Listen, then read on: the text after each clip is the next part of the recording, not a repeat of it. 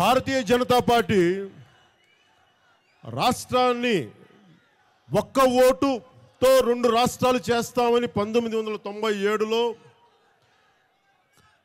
తెలంగాణను ఏర్పాటు చేస్తామని తెలంగాణలో చెప్పలా, కాకినాడలో చెప్పారు. సీమాంధ్ర ప్రాంతానికి చెందిన కాకినాడలో రెజల్యూషన్ పాస్ చేశారు.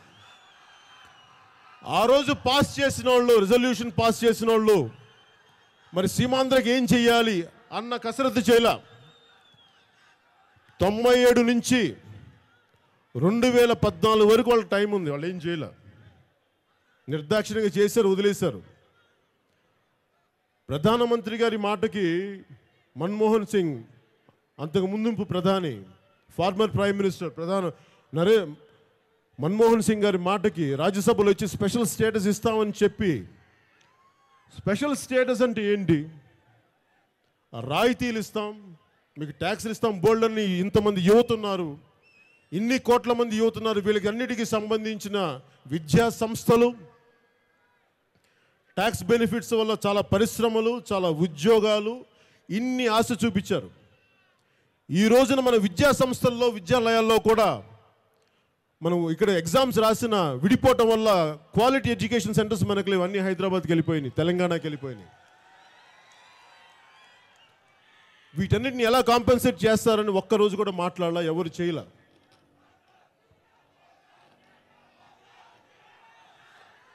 అలాగా ఇవన్నీ చూస్తున్నప్పుడు ఎంతకాలం నేను కూడా కామ్గా ఉండగలను? గత 2 సంవత్సరాల్లో నేను అన్ని సందర్భాల్లో చెప్తానే ఉన్నా, గెలుపొందిన ఎంపీలు ఉన్నారు, రాష్ట్రానికి ముఖ్యమంత్రి గారు ఉన్నారు, మంత్రులు ఉన్నారు, ఎమ్మెల్యేస్ ఉన్నారు, వారందరూ ప్రజల బీజేపీ నాయకులు ఉన్నారు, బీజేపీ మంత్రులు ఉన్నారు, బీజేపీ ఎమ్మెల్యేలు ఉన్నారు, ఇక్కడి నుంచి గెలుపొందిన బీజేపీ పార్లమెంట్ సభ్యులు ఉన్నారు, తెలుగుదేశం పార్లమెంట్ సభ్యులు ఉన్నారు, మిగతా ప్రతిపక్ష పార్టీ సభ్యులు అందరూ కలిసి పార్లమెంట్లో మన గురించి పోరాటం చేస్తారనుకుంటే, వాళ్ళ పోరాటం చేస్తుంటే వాళ్ళు అడిగేది చూస్తుంటే నాకు ఏం గుర్తొస్తుందంటే, మళ్ళీ గతంలో కాంగ్రెస్ పార్టీ చేసిన ఎంపీలు చేసిన తప్పే మళ్ళీ వీళ్ళు చేస్తారు, అలాగే అడుగుతున్నారు.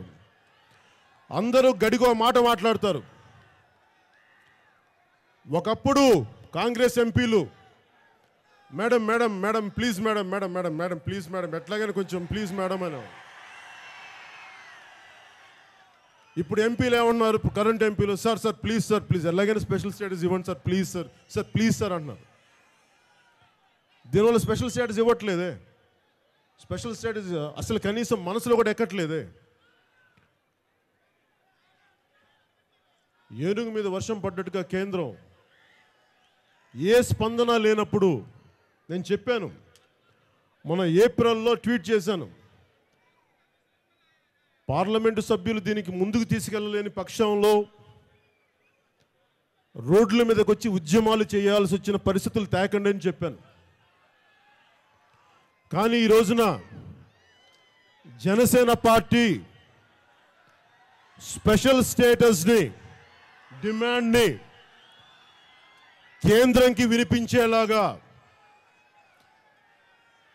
పోరాటం ముందుకు చేయడానికి, ముందుకు తీసుకెళ్ళడానికి జనసేన పార్టీ సభ్యులు మీ అందరి తరపున నేను నిర్ణయించుకున్నాను.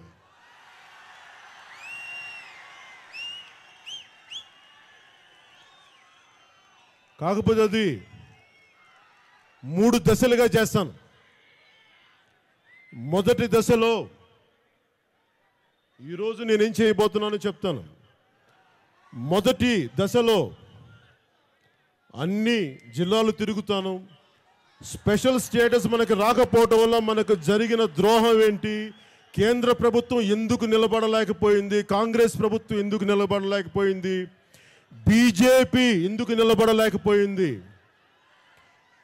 ప్రశ్నిస్తావు అని అన్నావు. ఎప్పుడు ప్రశ్నిస్తావంటే ఇప్పుడు ప్రశ్నిస్తా. ఇప్పుడు ప్రశ్నించడమే కాదు, నేను ఎందుకు ఆలోచించి నిర్ణయం తీసుకుంటానంటే, ఇంగ్లీష్లో పాయింట్ ఆఫ్ నో రిటర్న్ అంటారు, తిరిగి వెనక్కి వెళ్ళలేని పరిస్థితి. కంఠాన్ని కత్తికెదిల్లే పరిస్థితి. అడుగు ముందుకేస్తే మెడ తెగి పడాలి, కానీ కాలైతే వెనక్కి పడదు. అందుకని ఆలోచించి నిర్ణయం తీసుకుంటాను. చేతగాకో పౌరుషం లేకో వీళ్ళందరూ అన్నట్టుగా నోటికి ఏదొచ్చి మాట్లాడితే ఏమవుద్ది? సస్పెండ్ అయి ఇంట్లో కూర్చోవాల్సి వస్తుంది. మాటని ఆచి తూచి ఒక క్రమబద్ధంలో మాట్లాడటమే రాజకీయాలకి, వర్తమాన రాజకీయాలకి అవసరం. అందుకు ఆలోచించి మాట్లాడతాం. చేతగా కాదు, పౌరుషం లేక కాదు. తెలుసుకోండి.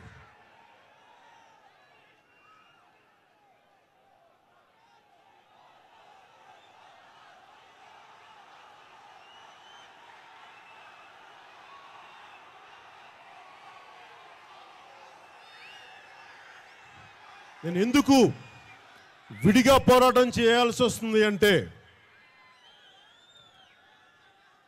ముందుగా 3 దశలని చెప్పాను ఇందాక. మొదటి దశలో మనకు జరిగిన అన్యాయం ఏమిటి? ప్రతి జిల్లా కేంద్రానికి వెళ్ళి సభలు పెడతాను, మాట్లాడతాను. జనసేన కార్యకర్తలతోటి, యువతతోటి, ప్రజలతోటి ప్రతి ఒక్కరికి జనసేన స్పెషల్ స్టేటస్ కోసం ఏం చేయబోతుంది, మనకు జరిగిన అవమానం ఏంటి, మనకు జరిగిన నష్టం ఏంటి, అన్ని ముందుకు తీసుకెళ్ళి మాట్లాడతాను. రెండవ దశలో,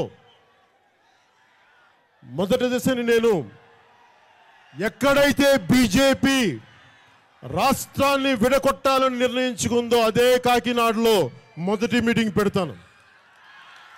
అదే కాకినాడలో.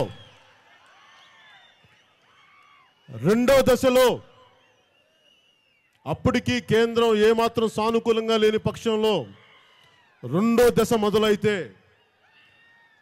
అధికార రాష్ట్ర ప్రభుత్వం మీద,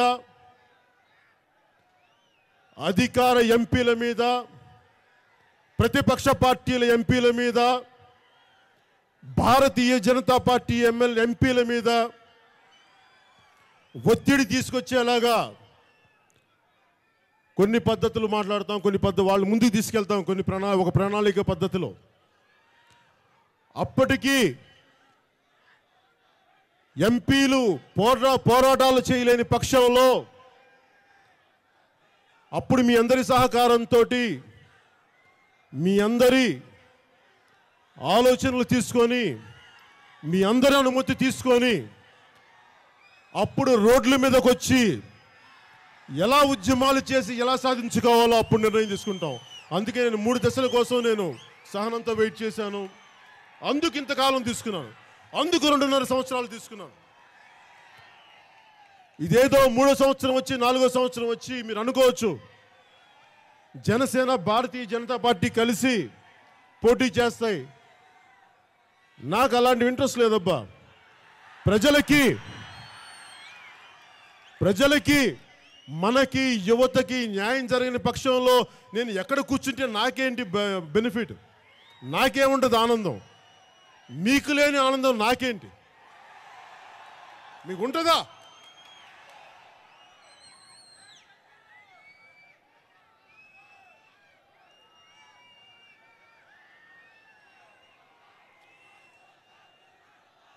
మోదీ గారు ఈ రోజున యువత చాలా బలమైన అవకాశాలు ఇవ్వాలి. Skill India, make in India, startup India అనే ప్రోగ్రామ్స్ పెట్టారు. మరి ఇవన్నీ పెట్టి మాకు స్పెషల్ స్టేటస్ ఇవ్వకపోతే మా యువతకి మీరు ఏమి ఇస్తారు? మేము స్కిల్స్ ఎలా నేర్పించుకుంటాం? మా రాష్ట్రాన్ని ముందుకు మేము ఎలా తీసుకెళ్తాం? మేక్ ఇన్ ఇండియా అని చెప్పి మాకు పరిశ్రమలో రాయితీలు ఇవ్వకపోతే కొత్త పరిశ్రమలు ఏమొస్తాయి? అలాగే స్టార్టప్ ఇండియా అని చెప్పి కొత్త ఐడియాలతో ఒక ఎంటర్ప్రెన్యూర్స్ వస్తే వారికి మీరు అండగా నిలబడకపోయి, మీకు రాయితీలు ఇవ్వకపోతే, మా పక్కన నిలబడకపోతే మేమేం చేస్తాం? కేవలం మాటలకే పరిమితం అయిపోతాయా అని నా వారిని ఈ సభాముఖంగా వారికి కన్వే చేస్తున్నాను.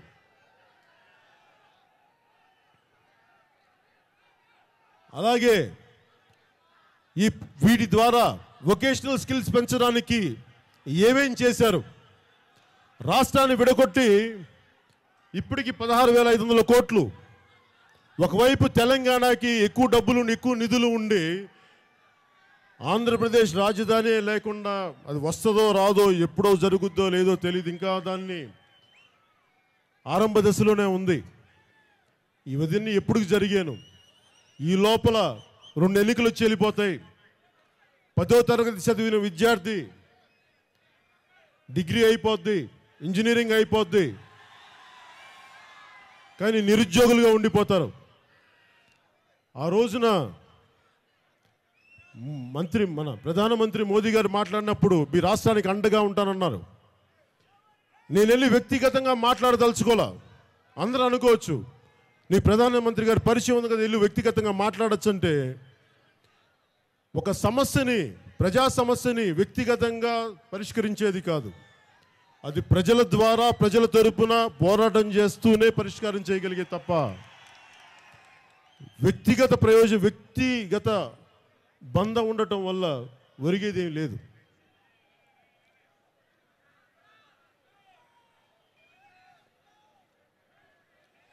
ఇంకా తెలుగుదేశం పార్టీ వచ్చేటప్పటికి నాకు కొన్ని సూచనలు మొదటి ఈ సభలో చెప్పను, కానీ ముందు సభల్లో చెప్తాను. 2.5 సంవత్సరాలు అయిపోయింది, ముఖ్యమంత్రి గారు కష్టపడుతున్నారు. కానీ నాకు వస్తున్న ఇది సూచనలుగానే తీసుకోండి. దయచేసి మీరు ఇది మిమ్మల్ని విమర్శిస్తున్నానో దయచేసి దీన్ని బాధపడి గింజుకోవద్దు. దీన్ని సహృదయతో స్వీకరించండి. ముఖ్యంగా తెలుగుదేశం పార్టీ స్పెషల్ స్టేటస్ని ఎందుకు ముందుకు తీసుకెళ్ళలేకపోతుంది? ముఖ్యమంత్రి గారు వారన్న మాటలు ఏంటంటే, రాష్ట్రం విడిపోయింది, అప్పుల పాలయ్యాం, కోపం ఉంది, కసి ఉంది, కానీ దీన్ని ముందుకు తీసుకెళ్లాలంటే చాలా సంయమనంతో జరగాలి. కేంద్రంతో పోరాటం పెట్టుకుంటే రాష్ట్రానికి నిధులు రావు అని చెప్పారు. నేను వాటిని అర్థం చేసుకోగలను. కానీ పదే మన ఆత్మగౌరవాన్ని దెబ్బ కొడతా మన ఎంపీలు యాచకుల్లాగా వెళ్ళి సార్ సార్ సార్ అనడం కూడా, తెలుగు జాతి ఆత్మగౌరవాన్ని తాకట్టు పెట్టడం కూడా సరైందేనని ఒకసారి మీరు ఆలోచించుకోవాలి. నాకు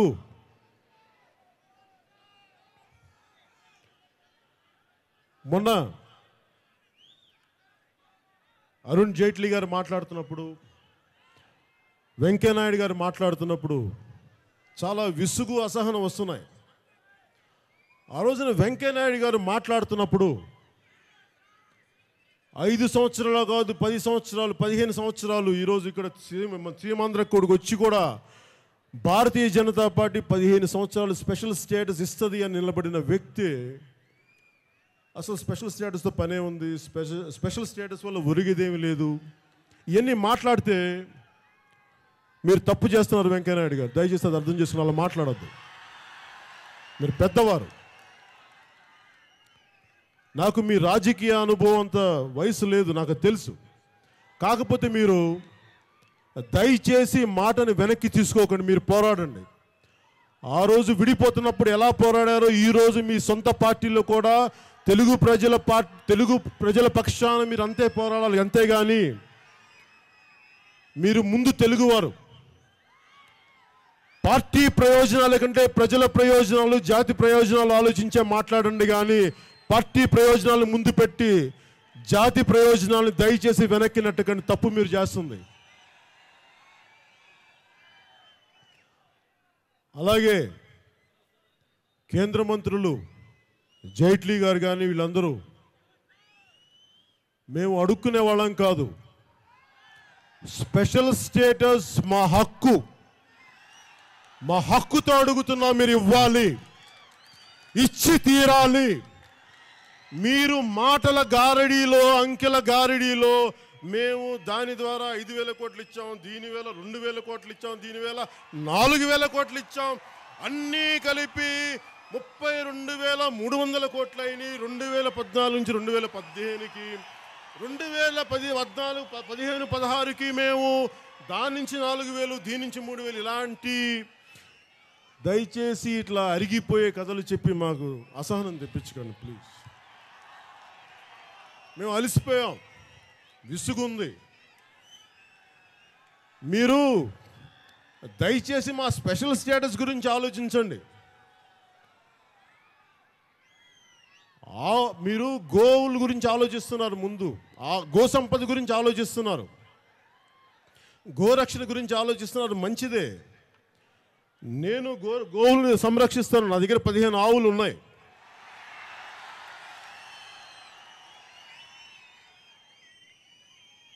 మీరు ఆవు మాంసం వీటి మీద పడిపోయి మీరు మిగతా సమస్యలను డైవర్ట్ చేస్తున్నారు.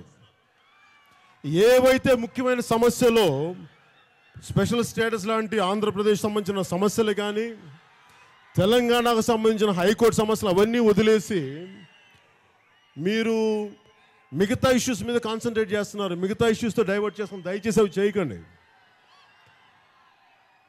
నిజానికి భారతీయ జనతా పార్టీకి గో సంరక్షణే చేయాలి అంటే ప్రతి భారతీయ జనతా పార్టీ కార్యకర్తని, ప్రతి హిందూ వాహిని కార్యకర్తని, ప్రతి బజరంగల కార్యకర్తని ఒక ఆవును పెంచుకోమని చెప్పండి.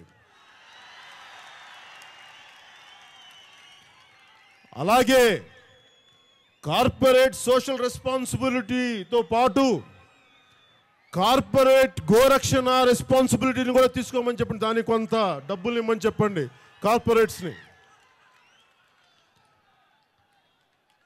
అలాగే గోమాతను కాపాడండి, దేశాన్ని సుభిక్షంగా ఉంచండి. అంతేగాని దానితోటి రాజకీయాలు చేయకి, ప్రజల్ని తప్పుదోవ పట్టించి స్పెషల్ స్టేటస్ లాంటి పెద్ద సమస్యలను గాలి కుదిలేయకండి.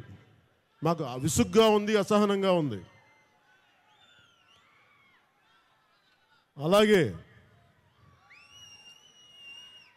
తెలుగుదేశం ప్రభుత్వం కూడా, ముఖ్యమంత్రి గారు కూడా, ప్రతిపక్ష వైఎస్ఆర్సీపీ వాళ్ళు కూడా అందరూ ఒకటే మాట మీద మాట్లాడాలి. ఇక్కడ ఓట్లు ఎవరికి వచ్చినాయి, అధికారం ఎవరికి వచ్చింది అనే కంటే కూడా ఏ పార్టీ, ఏ పొలిటికల్ పార్టీ, ఏ రాజకీయ పార్టీ ముఖ్య ఉద్దేశం పదవిలో కూర్చోవడం కాదు, ప్రజల హక్కుల కోసం పోరాటం వాళ్ళ ప్రథమ కర్తవ్యం. అంతేగాని అధికారంలో పదవిలో కూర్చున్నామా, అధికారంలో కూర్చుంటే ఒకలాగా, ప్రతిపక్షంలో కూర్చుంటే ఇంకోలాగా, పార్టీలు రాగి డిపాజిట్లు కోల్పోతే ఇంకోలాగా, పోటీ చేయకపోతే నాలాగా, ఇలా కాదు. అందరం కలిసి ఒకటే మాట మాట్లాడాలి. పొలిటికల్ పార్టీ పెట్టింది ప్రజల హక్కుల కోసం పోరాటమే ప్రథమ కర్తవ్యం. అది దయచేసి మీరు మర్చిపోకండి. మీతో కలిసి రమ్మంటే నేను ముందుకు వస్తాను. నాకేమి మీరు వైఎస్ఆర్సీపీ నాయకులు కానీ, తెలుగుదేశం పార్టీ నాయకులు కానీ, నేను మీ రాజకీయ లబ్ధుల కోసం నేనేం అడ్డురాను. మీరు ప్రజలకి సరైన న్యాయం చేయనప్పుడే ఖచ్చితంగా నేను పోరాటం చేయాల్సి వస్తుంది. దానికి నేనే వెనకాడను. ఆ పరిస్థితులు రాకుండా చూసుకోండి. అదే నేను మిమ్మల్ని వేడుకునేది. పోరాటంలో నేను గెలవచ్చు, ఓడిపోవచ్చు, ఏదైనా జరగచ్చు గాక. చెప్పాను కదా, మెడ తెగి పడాలే కానీ అడుగైతే వెనక్కి పడదు. ఏదో పంచదేలా కాదబ్బా, నిజంగానే మాట్లాడుతున్నా.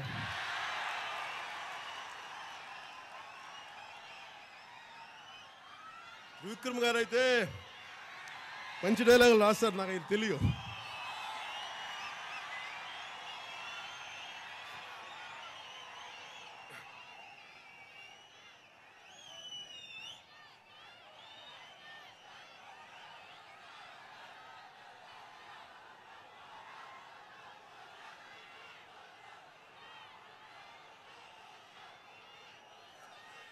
స్పెషల్ స్టేటస్ గురించి అడిగితే కేంద్ర ప్రభుత్వం ఏం చెప్తున్నారంటే 3 రాష్ట్రాల ముఖ్యమంత్రులు అడ్డుపడుతున్నారంటారు. నాకు తెలియక అడుగుతా, ఆ రోజు తెలంగాణ ఇచ్చేటప్పుడు 6 కోట్ల మంది ప్రజలు అడ్డం పడినప్పుడు మీరు ఇచ్చారే, కేవలం 3 కోసం ఎందుకు స్పెషల్ స్టేటస్ గురించి ఆగిపోతున్నారు? ఎవరి చెవిలో పువ్వులు పెడదామని వీళ్ళందరూ మాట్లాడతారు. మోదీ గారంటే నాకు అభిమానం ఉంది, గౌరవం ఉంది. కానీ సీమాంధ్ర ప్రాంత ప్రజలని తాకట్టు పెట్టే గౌరవం అయితే నాకు లేదు.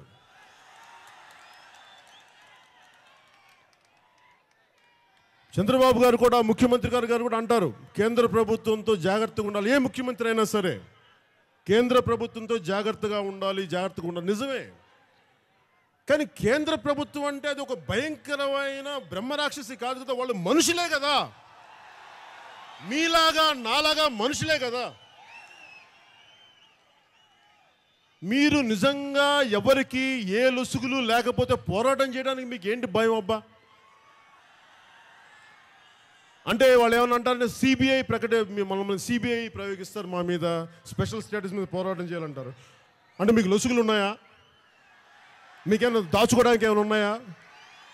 మరి ఎందుకు మీరు భయపడుతున్నారు? మాట్లాడండి, నిలదీయండి, పార్లమెంటుని స్తంభింపచేయండి.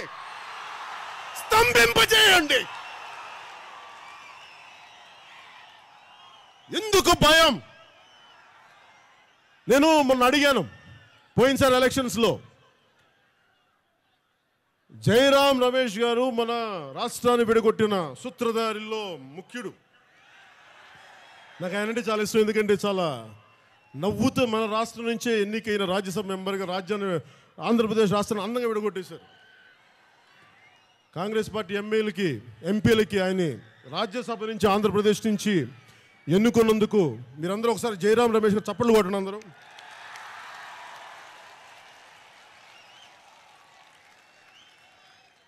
హేల్ జయరాం రమేష్ గారు. Thank you sir. Thank you Jayaram Ramesh గారు. మమ్మల్ని మా తెలుగు రాష్ట్రాలని, మా ప్రజల్ని ఇంత చక్కటి వాతావరణంలో పెట్టినందుకు మీ తెలివికి, మీ మేధస్సుకి నా జోహార్లు.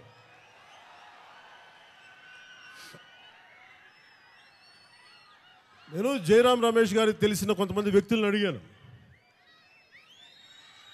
వాళ్ళు నాకు వచ్చి చెప్పింది ఏంటంటే, తెలంగాణ కావాలని చెప్పి తెలంగాణ ఎంపీలు ఎంత గట్టిగా పోరాడారో,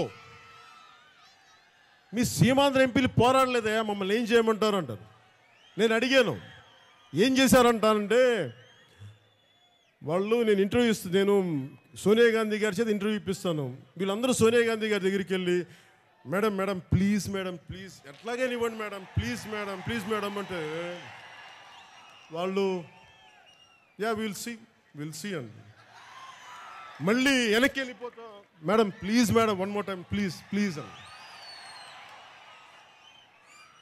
నాకు ఆ తెలియకడుగుతా, మీ జేబులో హక్కు అండి రాష్ట్రాలు, కేంద్ర ప్రభుత్వానికి, సోనియా గాంధీ కానీ మీ జేబులో ఉందా? మీ జేబులో ఉన్నామా మేము? అయినా మీకు సిగ్గుండొద్దు, సిగ్గుండాలి మీకు. అప్పుడున్న కాంగ్రెస్ ఎంపీలకి మీకు పౌరుషం లేదా, లజ్జ లేదా, సిగ్గు లేదా? ఏమైంది మీకు? అలా దేబిరించి అడుక్కునే యాచకుల్లాగా మేడం అంటారు. మీరు చదువుకున్న వాళ్ళు కాదా? మీకు విఘ్నత లేదా, మేధస్సు లేదా? ఎందుకు అంత లొంగిపోతారు బానిసల్లాగా? భారతీయ జనతా పార్టీ ఎంపీలకి, తెలుగుదేశం ఎంపీలకి, గతంలో ఉన్న కాంగ్రెస్ ఎంపీలు, ఇప్పుడు భారతీయ జనతా పార్టీలో వచ్చిన ఎక్స్ ఎంపీలందరికీ కూడా నేను కోరుకునేది, జాతీయ నాయకుల్ని గౌరవించండి, జాతీయ పార్టీల్ని గౌరవించండి, కానీ గులాంగిరి చేయకండి. బానిసత్వంతో నడుము ఉంచిపోయేలా మోకాళ్ళకి నమస్కారాలు చేయకండి. దయచేసి సీమాంధ్ర ప్రాంత ప్రజల మనోభావాల్ని, ఆత్మగౌరవాన్ని తాకట్టు పెట్టకండి. అదే మిమ్మల్ని కోరుకునేది. మీరు స్పెషల్ స్టేటస్ కోసం పోరాడకపోయినా పర్లేదు, కానీ దయచేసి మా తెలుగు ప్రజల ఆత్మగౌరవాన్ని దయచేసి తాకట్టు పెట్టకండి ప్లీజ్.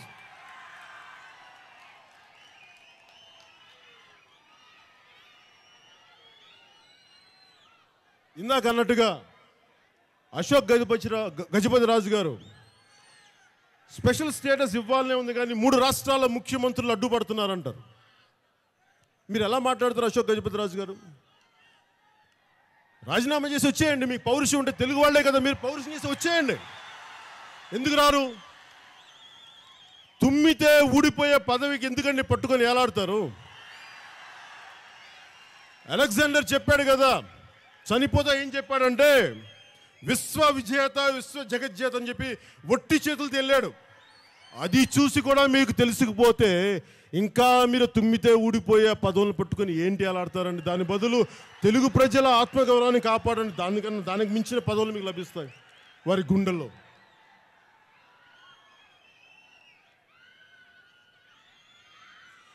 నరేంద్ర మోదీ గారు తల్లిని చంపి, కన్న తల్లిని చంపి బిడ్డను బతికిచ్చారు తెలంగాణకి. మరి ఈరోజు తల్లి ఎలాగ చచ్చిపోయింది కదా, నేత చీర ఎందుకు, పట్టు చీర కూడా ఎందుకు, శవాన్ని కాల్చేయని అంటున్నారు. అట్లా ఉంది ఆయన పరిస్థితి. నరేంద్ర మోదీ గారికి కూడా నేను చెప్పేది సభాముఖంగా, నాకు మీరంటే గౌరవం ఉంది, అభిమానం ఉంది, కానీ నా ప్రజల ఆత్మగౌరవాన్ని తాకట్టు పెట్టేంత అభిమానం అయితే నేను చూపించలేను. దానికి మీరు నన్ను మనస్ఫూర్తిగా అర్థం చేసుకొని క్షమిస్తారని నేను అర్థం చేసుకుంటారని అనుకుంటున్నాను. నేను మీ అనుభవంతో పోరాటం చేయలేను, కానీ భావితరాల భవిష్యత్తు కోసం ఎంత స్థాయి పోరాటం చేయడానికి నేను వెనకాడను.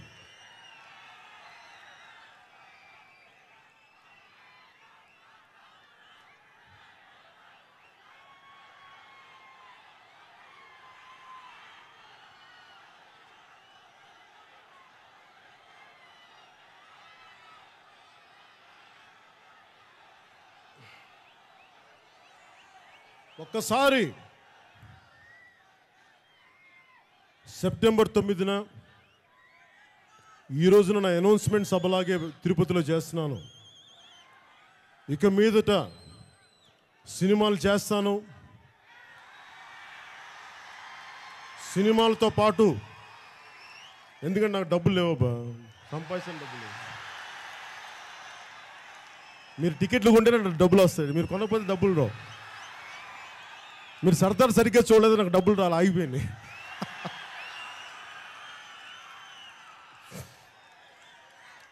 ఈసారి కొంచెం గట్టిగా చూడన్నా.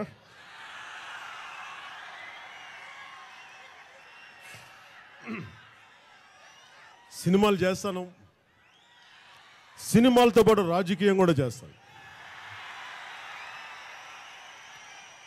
రాజకీయం అంటే అది ఒక భూత పదంలో ఉంటుంది, ఆ రాజకీయాలు కాదు. నిస్వార్థంగా ప్రజలకు మేలు కోరే రాజకీయాలు చేస్తారు.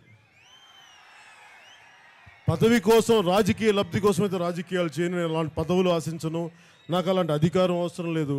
నాకు సామాజిక మార్పులు జరిగితే చాలు, మీ అందరూ సంతోషంగా ఉంటే చాలు, నాకు అది చాలు. అంతకుమించి నేనేం కోరుకోను. కానీ దానిని అధికార పార్టీ కావచ్చు, ప్రతిపక్ష పార్టీ కావచ్చు, అది వాళ్ళు సాధించలేని పక్షంలో నేను వాళ్ళతోటి పోరాటం చేయడానికి, వాళ్ళకి ఎదురెళ్ళడానికి కూడా నేనే వెనకాడను. కానీ అలాంటి పరిస్థితులు వస్తే మటుకు నేను వెనకాడ. అందుకు చెప్తున్నాను, గొడవ పెట్టుకోవాలని కాదు.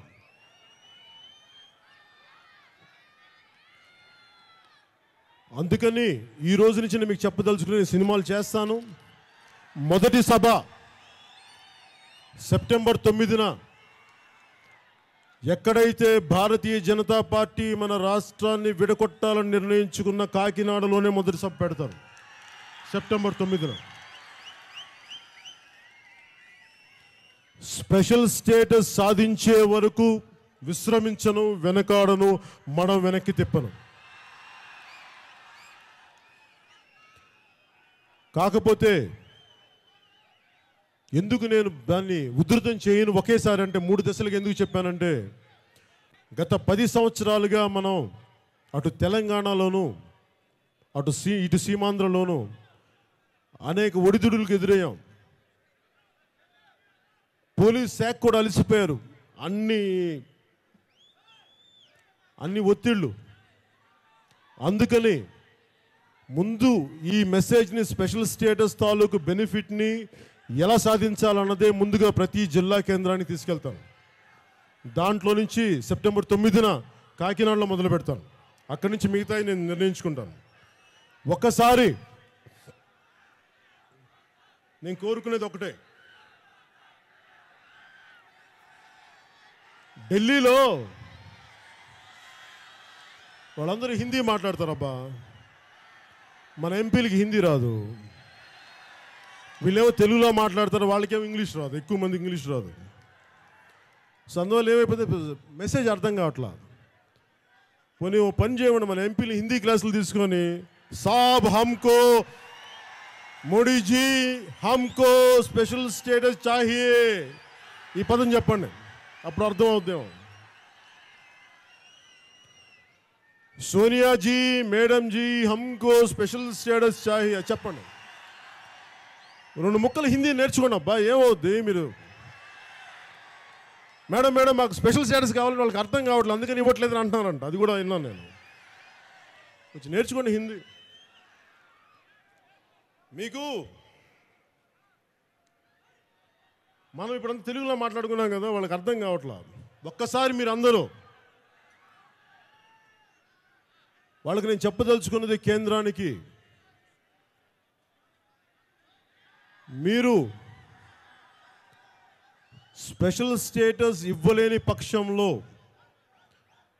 మా సీమాంధ్ర ప్రాంత ఎంపీలను చూసి, వాళ్ళందరూ డబ్బున్న వాళ్ళు, వాళ్ళని చూసి మీరు స్పెషల్ స్టేటస్ ఆంధ్రప్రదేశ్ అవసరం లేదు అనుకోకండి. మిగతా 6 కోట్ల మంది ప్రజలు ఉన్నారు, అంతేగాని కేసీనేని నాని గారిని చూసో, మురళీమోహన్ గారిని చూసో, అవంతి శ్రీనివాసుని చూసో, మన మంత్రి నారాయణ గారిని చూసో వీళ్ళకి స్పెషల్ స్టేటస్ అవసరం లేదు. ఆయన ఎమ్మెల్యే అని తెలుసు, అయినా కానీ చెప్తున్నా సరదాకి. స్పెషల్ స్టేటస్ వాళ్ళని ఎంపీలను చూసి కాదు, ప్రజలను చూసి ఇవ్వండి. ముఖ్యంగా ఆఖరి మాటగా ఇది ముగించబోయే ముందు, ఈ మీటింగ్ ముగించబోయే ముందు ఒకటే చెప్దాం, పోరాడదాం, పోరాడదాం, సాధించే వరకు పోరాడదాం, గెలిచే వరకు పోరాడదాం. మన ప్రత్యేక హోదా వచ్చే వరకు, మన హక్కులు సాధించే వరకు పోరాడదాం. నేను మీ అందరి సహాయ సహకారాలతోటి మొన్న అడిగాను. మన ఈ మధ్యన ఒక 3 days బ్యాక్ కుమారస్వామి గారు, ex chief minister of Karnataka, ఆయన దగ్గరికి వచ్చి కలిసినప్పుడు మీడియా వాళ్ళు అడిగారు, మీరేం మాట్లాడతారు స్పెషల్ స్టేటస్ గురించి అంటే, నా ఒక్కడి వల్ల ఏమవుద్ది అన్నాను. నిజమే, నా ఒక్కడి వల్ల ఏమవుద్ది, మీరందరూ కలిస్తేనే కదా నేను నవ్వుద్ది, ఆ ఉద్దేశంతో అన్నా. పవన్ కళ్యాణ్ దిగొచ్చాడు అబ్బా, మీకంటే పెద్ద గొప్పోడా పవన్ కళ్యాణ్? మీ అందరూ కలిస్తేనే కదా పవన్ కళ్యాణ్, వాడి గొప్పతనం ఏముంది? అందుకే నేను ఆ మాటతో అన్నాను, అంతేగాని నా ఒక్కడి వల్ల అంటే నాకు ఎంత 70 కిలోలు 72 కిలోలు ఉంటా, కొడితే పడిపోతా, బలం కూడా లేదు, ఒళ్ళు నొప్పి ఒంటి నొప్పి అన్నీ ఉన్నాయి, నాకేం బలం ఉంటుంది? మీరు నా బలం. మన జాతి ఆడపడుచులు నా బలం. మీ బలం చూసి నేను కేంద్రంతో పోరాటం చేయగలిగాను, నా ఒక్కడి బలం చూస్తే నేను లేదు. ఇంట్లో కూర్చొని వ్యవసాయం కూడా చేసుకోలేను, తవ్వితే కూడా నొప్పి ఒళ్ళు పట్టేస్తా, అంత ఇబ్బందులు నాకు.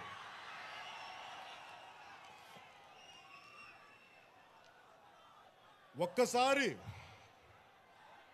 ఈ స్టేజ్ నుంచి నేను ఢిల్లీలో ఉన్న సెంట్రల్ లీడర్షిప్కి ఒక మెసేజ్ చెప్పదలుచుకున్నా.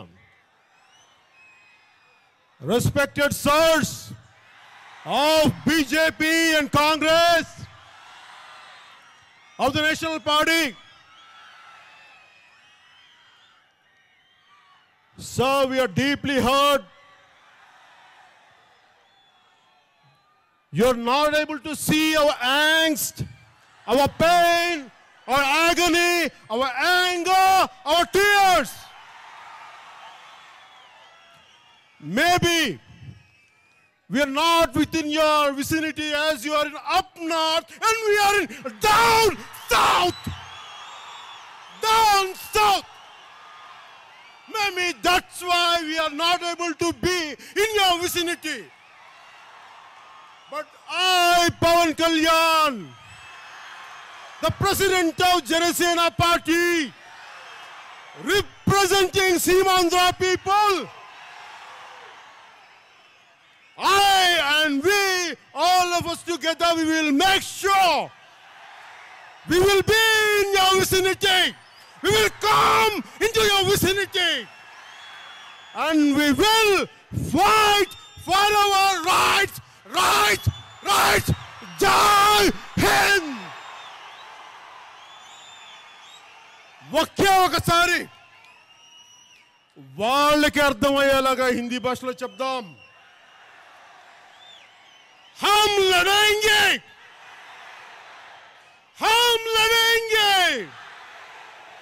जीतने तक लड़ेंगे.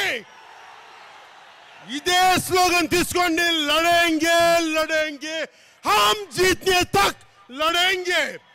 This is the message to central government. If you don't give special status, Jai Hind.